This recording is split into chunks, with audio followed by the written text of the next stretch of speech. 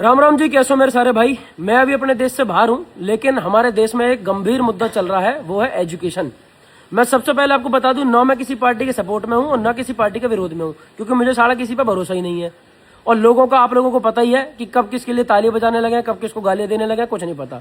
लेकिन एक विषय पर जो बात होनी चाहिए, 100% होनी चाहिए, वो है एजुकेशन सिस्टम।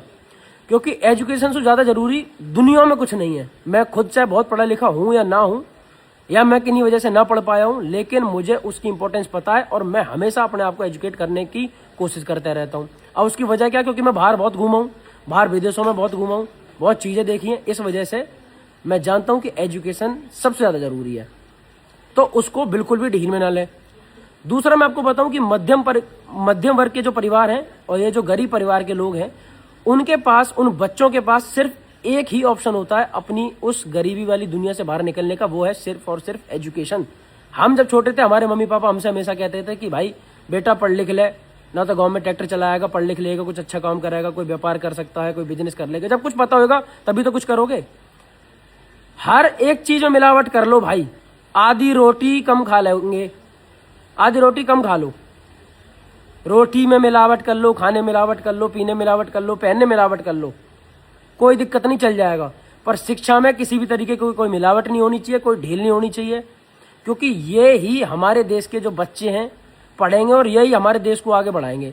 अब इन पे ही कुछ ना आता होगा, इन्हें कुछ ना पता होगी, तो फिर कौन ही क्या कर पाएगा। ठीक है, तो उनके पास, गरीबों के पास, बच्चों के पास, और जो बहुत ज्यादा मेहनत करते हैं, उनके पास सिर्फ एक ही सिस्टम होता है अपने आप को बेहतर बनाने के लिए, वो है एजुकेशन।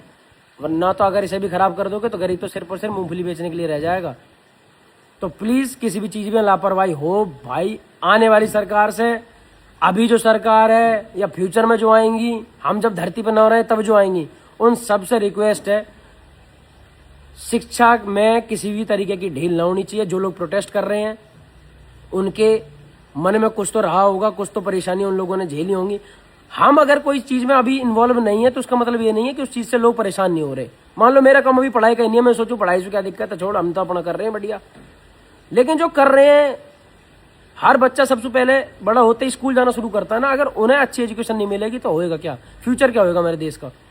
तो बस मेरी हाथ जोड़ के रिक्वेस्ट है सबसे कि शिक्षा में किसी भी तरीके की कोई ढील ना हो।